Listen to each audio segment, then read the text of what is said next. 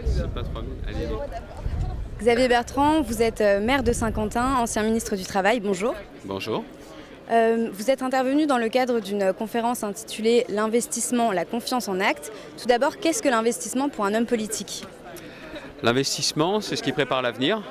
L'investissement en matière économique, c'est aussi l'une des clés de la croissance. Mais quand je disais aussi c'est l'avenir, c'est se projeter dans l'avenir. Et pour ça, il faut la confiance. Et c'est vrai qu'en France, moi j'étais très marqué par la lecture d'un ouvrage, La Société de défiance, qui traduit bien aujourd'hui les difficultés françaises et aussi les raisons de cette défiance.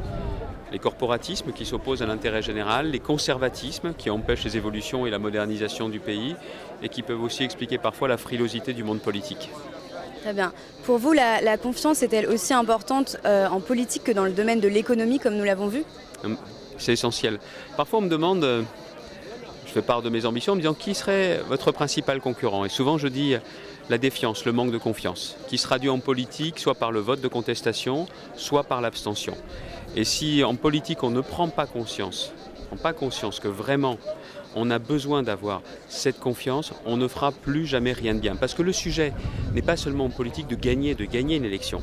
Le problème de savoir si vous gagnez, c'est si vous avez la confiance nécessaire, le soutien, la force pour pouvoir conduire les réformes et le changement dont le pays a besoin. C'est ça le véritable enjeu. Gagner ne suffit pas. Il faut avoir la confiance en plus.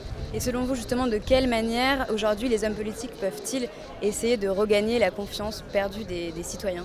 En mettant en avant une éthique de responsabilité, l'exemplarité, puis il faudra aussi des changements institutionnels.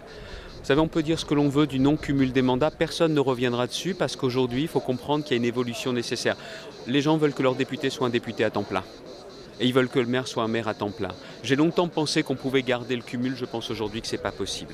La réforme territoriale, autant d'échelons, autant de couches dans ce millefeuille territorial. On ne peut pas garder ça, il faut supprimer les conseils généraux. Et c'est vrai qu'il faut aussi moins de régions. Ce sont des changements, comme celui aussi d'avoir un président de la République, je le crois, élu pour 7 ans et plus 5, mais un septennat non renouvelable. Pour que quand il est élu, il n'ait qu'une idée en tête.